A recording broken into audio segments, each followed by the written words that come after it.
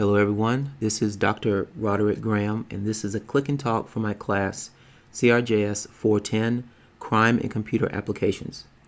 This particular click and talk is a supplement to the assignment Open Source Intelligence Gathering. I'm not actually quite sure if that's the exact title of the assignment, but it's the semester ending assignment where you will be doing your own open source intelligence gathering to answer some type of question that you have.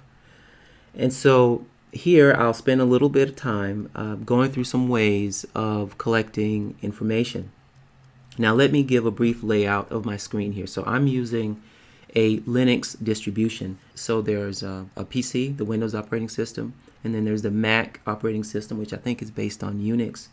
And then you have the Linux operating system, which the most popular type of flavor, as they call it, it's really just kind of the way that it's designed, is the Ubuntu system. However, this is a particular system that is strictly for digital forensics and incident response, and it's called Tsurugi. And so let me show the web page here. So for those of you who may be thinking of going into this field, this is a free software, so you can go to their website, tsurugilinux.org, and you can download the software, and you can either install it along with your operating system that you currently have, or you can do like I did. And I had a second laptop that I wasn't using, so I erased my Windows system and I installed this. And it's an awesome software or system, because what they did was they took the Linux system and they installed all of this stuff that makes it easy for someone who wants to do some type of digital forensics or incident response investigation. And so it's just loaded with stuff, things that I don't even use. So I don't do malware analysis or mobile forensics, but it's good to have. So this is what you're looking at. If it looks a little unfamiliar to you, my screen is different, but the things that we will be doing are online, so we'll all be looking at the same thing.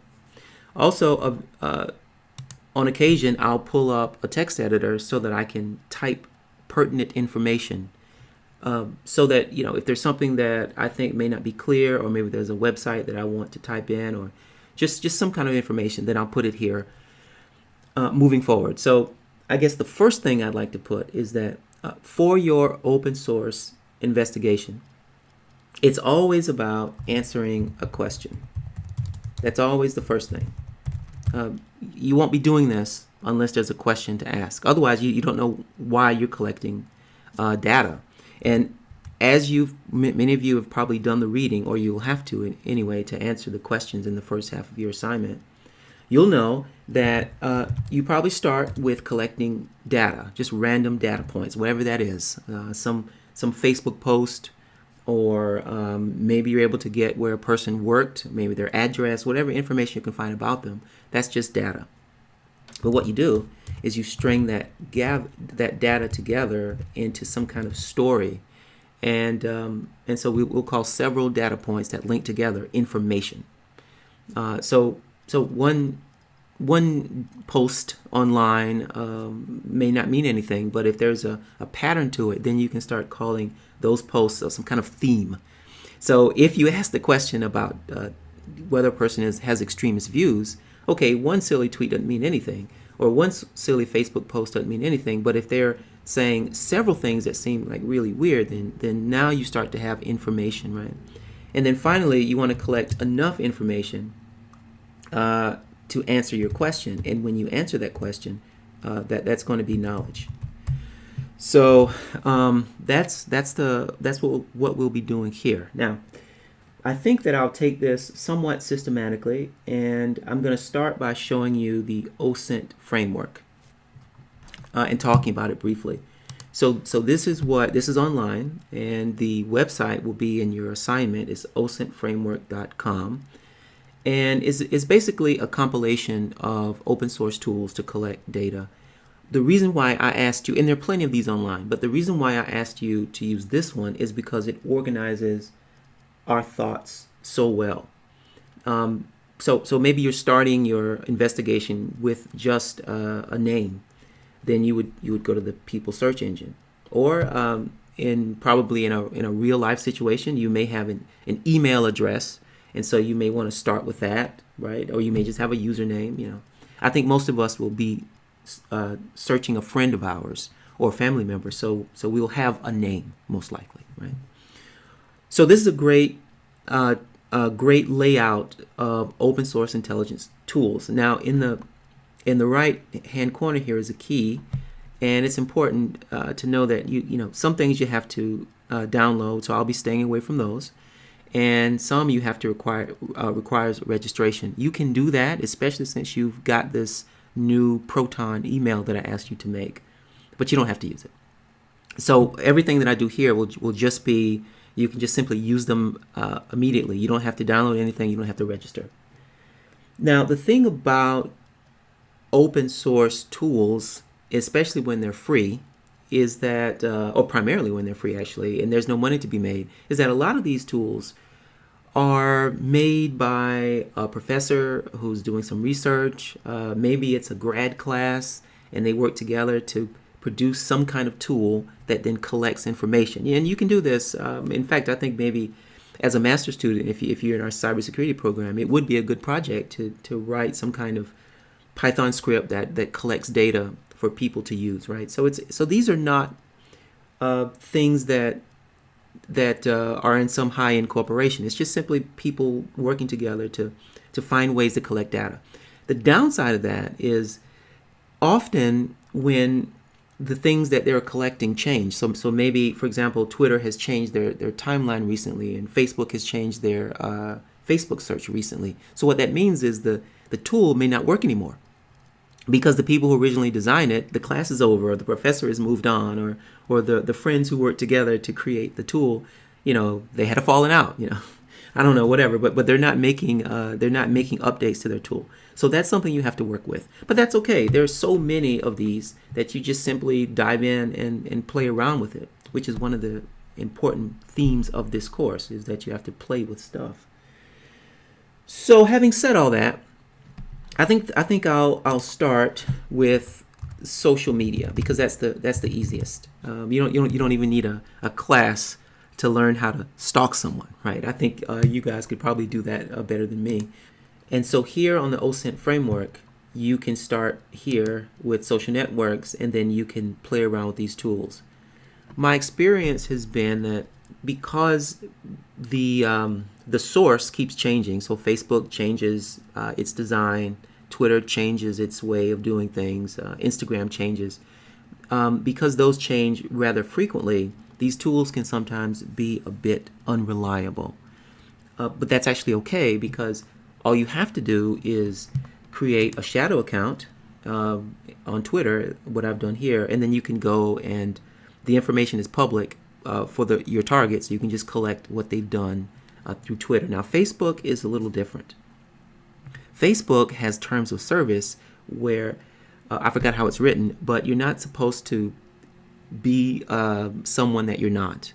So if you make an account with Facebook and it's not really you, as you learn in my cybercrime class, it is technically hacking because you are breaking the terms of service. You have unauthorized access to Facebook.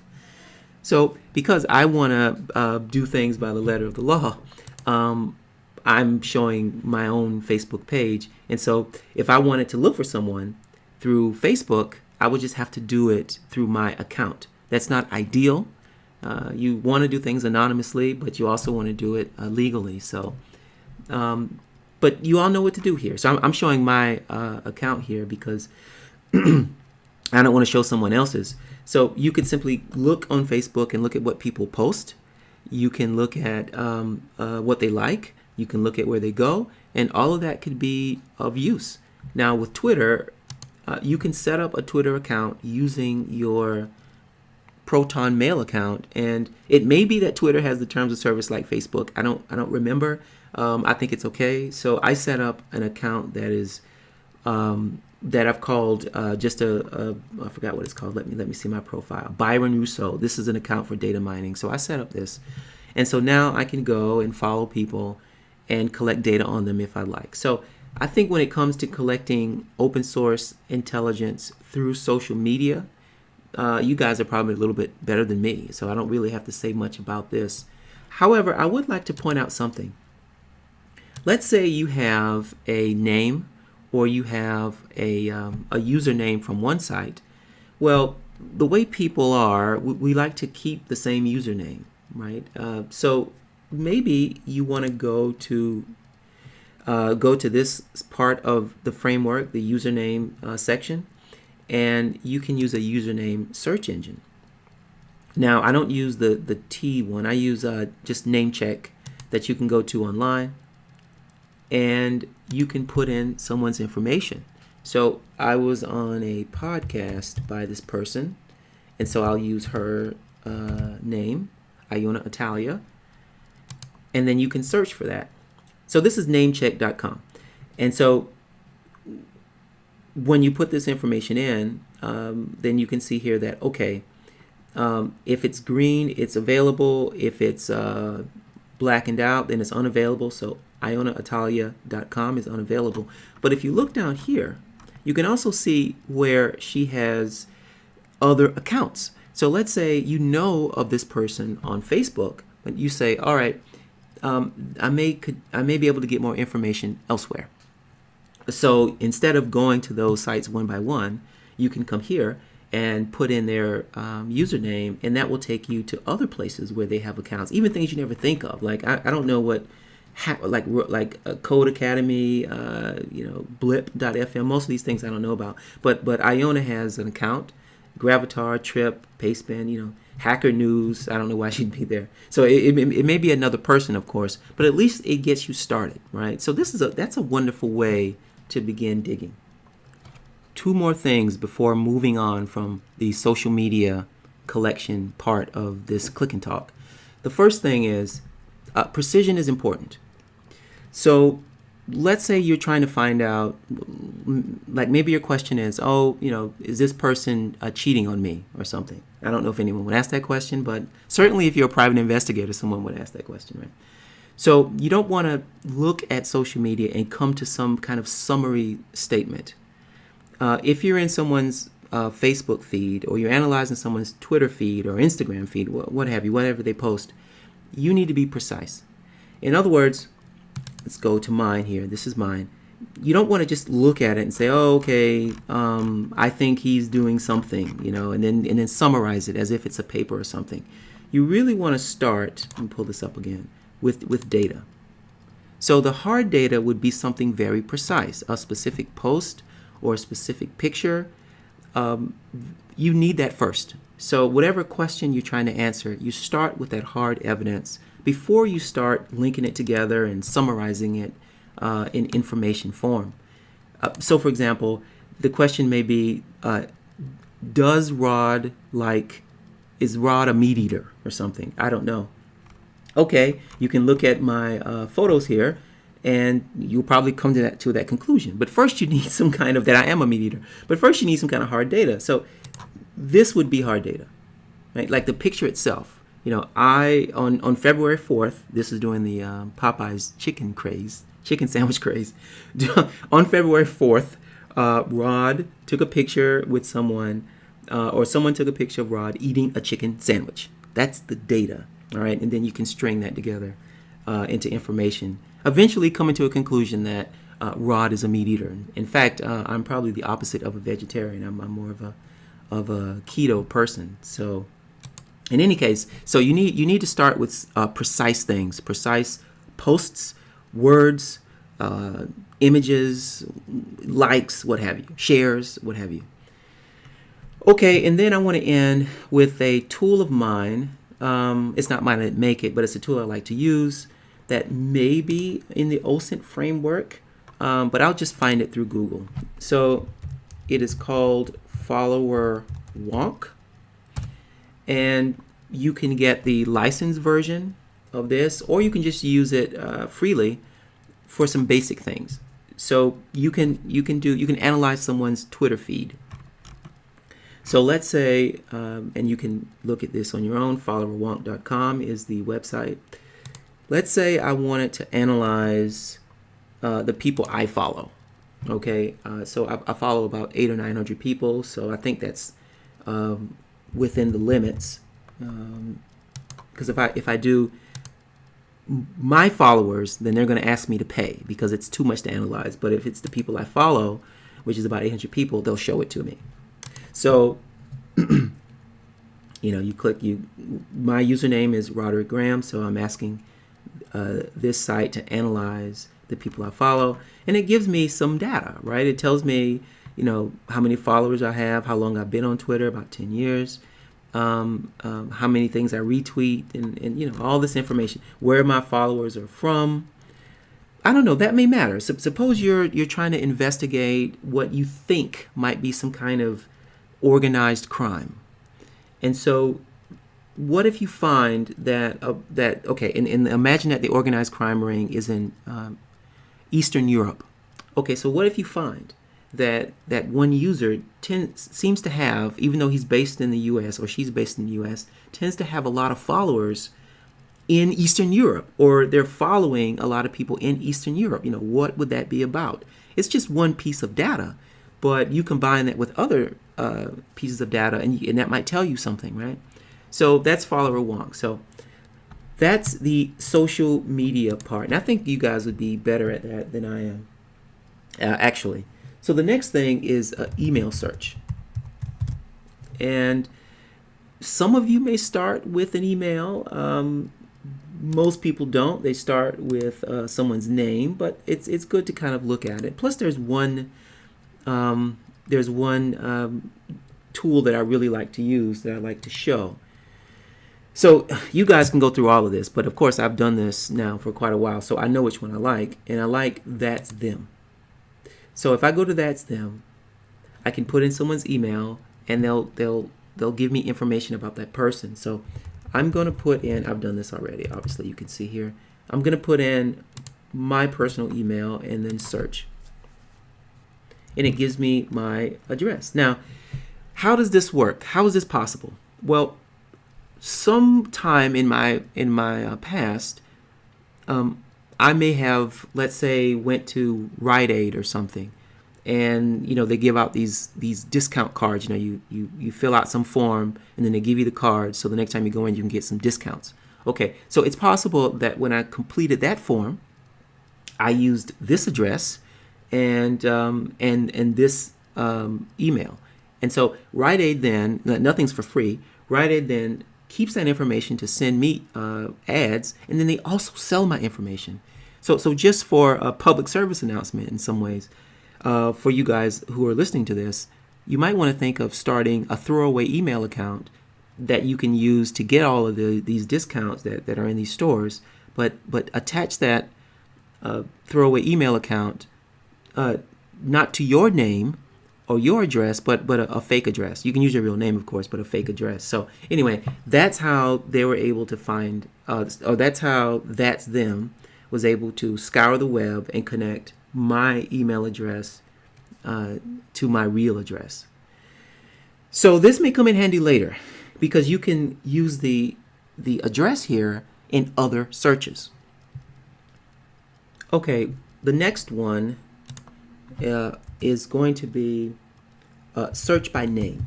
And I think that's the one that most people will use. And so searching by name will come from the people search engines. And the thing about these is there's some history. A lot of people are upset with how much information that is online. And even though it's publicly available, you still get the sense that your privacy is being invaded. So there are ways of erasing this information from these databases. But most people don't know that. And so you can find out a lot about someone with a people search. So the one that's really good, the one that I like, is True People Search. Now there's a lot here. Let's see if I can find it. Okay, here it is. So True People Search is great. So I'm going to put my name in, and I'm going to search. Okay, so there's 106 people with my name. Okay, so, and there may be more. It's just that these are the only ones that are publicly available and connected to data. So maybe if all I have is Roderick Graham, then this is going to be a really difficult search. In fact, just to check, let me see how many Adam Joneses there are. That's a or what about John Smith? Wouldn't that be a very common name? Let's see how many John Smiths there are in. Okay, 248. So if all you had was John Smith, and you may have a general age range, or maybe someone just said to you, look, John Smith was the one that you're looking for, and I don't know, he's about 50 years old. Okay, so now you got to wade through this and narrow that down, and you can do it, especially if you're getting paid for it and it's your job. But there are other ways to narrow this down. Now, let me go back to mine.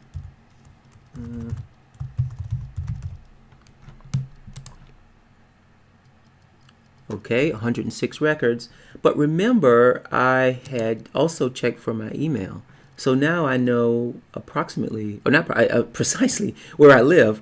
And so I could just say Norfolk or Virginia, or put in the entire address. So I'm going to put in Virginia.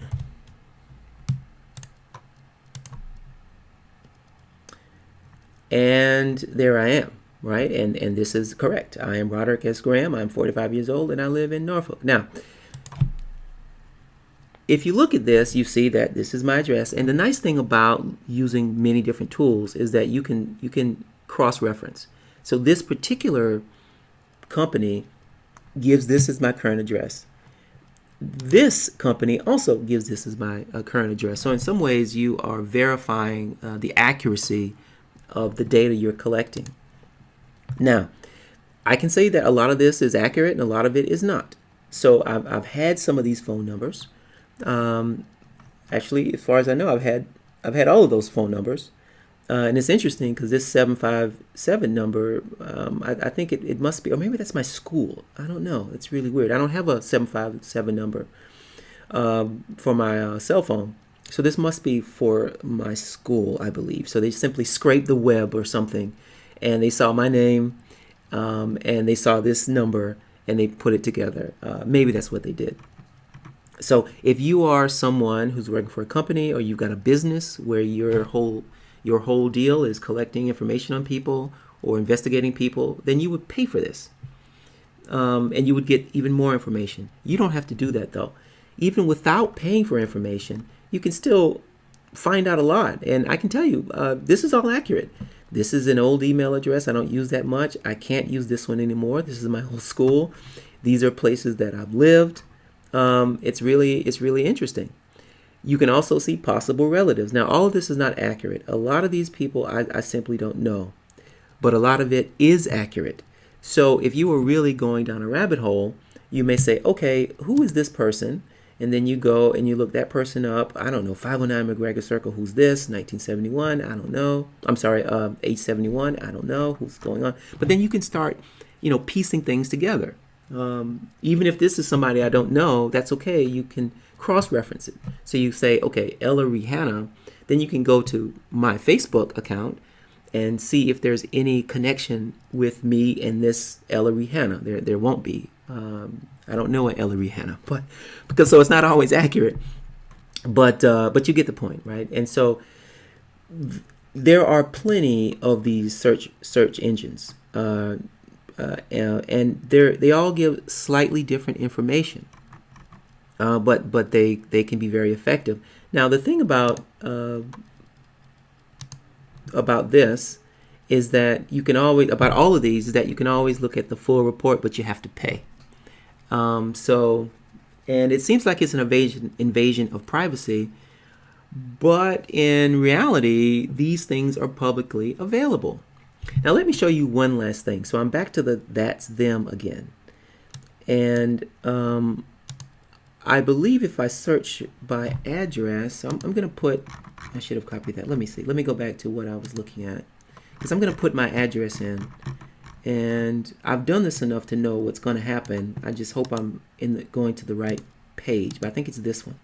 So if I put in my address, okay, it is this one because I've done it before, and search for this, it's going to pull me up. And look at this. It's going to give more information about me. That is, somewhat accurate. And how they got this, I'm not entirely sure. Some of it, I think, is just an algorithm, like they're just computing things, which is not true. I don't have a lot of money, so that makes sense. But they're saying my tech score is 19. I don't know about that. My shopping score is 24. So how they got this, I would think that would be a bit higher. But in any case, here you've got even more information. So let's say that you were vetting an employee and you're worried that they may not necessarily be honest in a job where they have to work with a lot of money, and you find that they're in debt, they have no net worth or something, then maybe that's a risky hire, right? I don't know if that's legal or not to do that, but certainly you can do a background check like that. So we have gone through 3 ways of collecting data: social media, and all the social media sites, an email search, and a search by name using the people registries.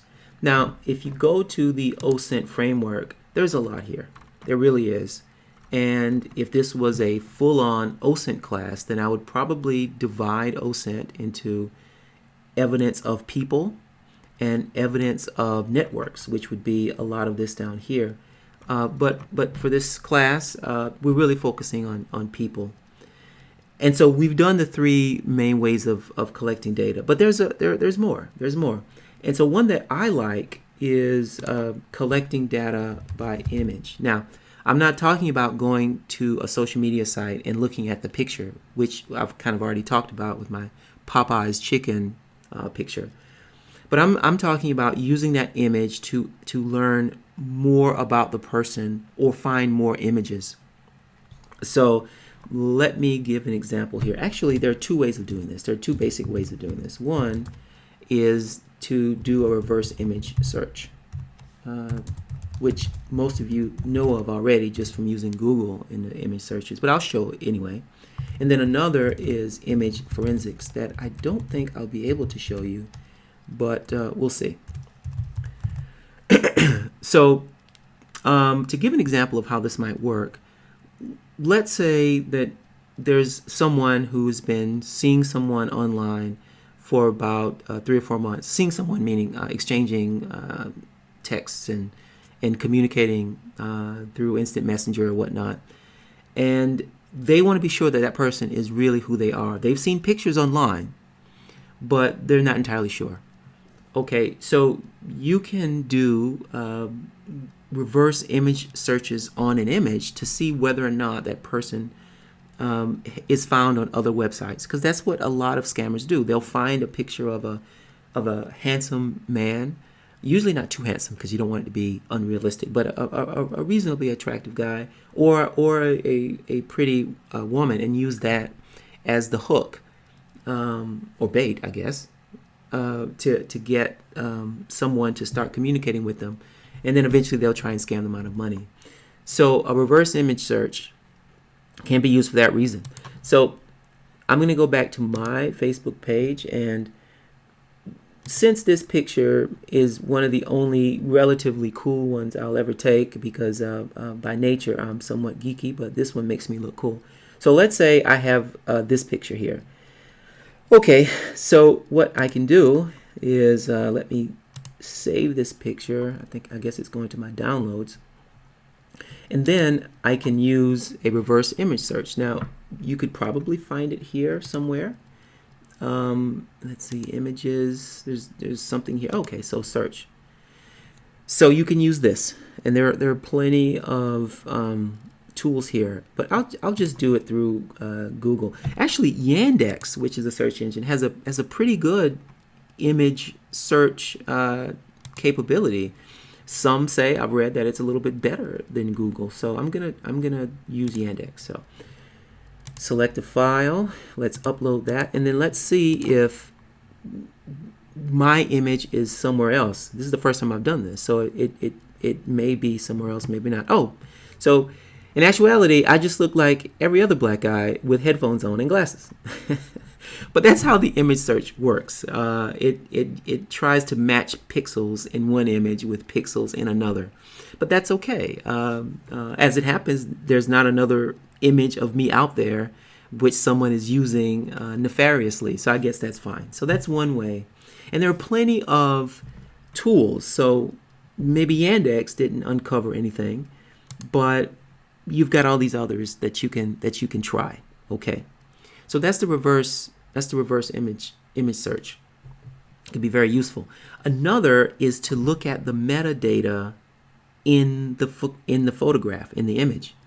And so you could find it here. I believe it. Yep, there's metadata, and then there's forensics. I have tried it on my machine to use the one that's the most popular, but it won't let me. It won't let me use it. Let me check here. So the forensics one, photo forensics, is very good, but for whatever reason, it blocks me. I think because I've got this pimped out browser, it thinks I'm a bot, and so it won't let me use its service. But that's okay. I know of another, and I'm gonna type it in and use it to give an example. But you should be able to use photo forensics. So the example that I want to use is metadata to go. I think that's it. Oh, not there. The web. Okay, here we go. All right. So it's a free online XF viewer.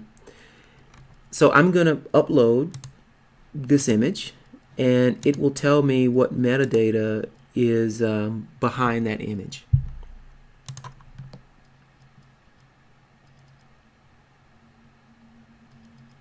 Okay, so I'm not entirely sure what you can do with this information. Some of you may actually know a bit more about the data that's in an image. Maybe you take pictures, or you've taken a class which explains this. So, but I don't know. There's a bit of the header here. So maybe if you're doing forensics and you're looking for some malware, and you might think it might be in the header, maybe you can check that, right? But this is certainly something you can try. The thing about taking a picture with a regular camera is maybe with a cell phone, is that maybe the type of metadata that you get isn't as much as if you're taking it with a specific camera.